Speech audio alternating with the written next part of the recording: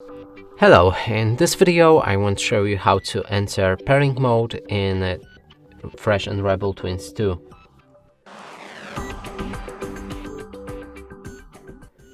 And to do this, they should actually be in a pairing mode instantly, so all you have to do is just open a case, then enter Bluetooth on your device and look for available devices. But if you can't find them, you might need to close the case, then hold this button for 5 seconds. Open a case again, and now they should enter pairing mode.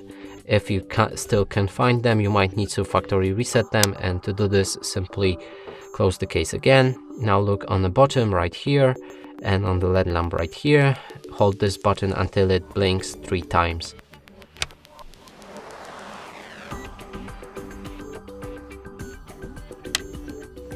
And now we can open the case again, and you refresh available devices and wait.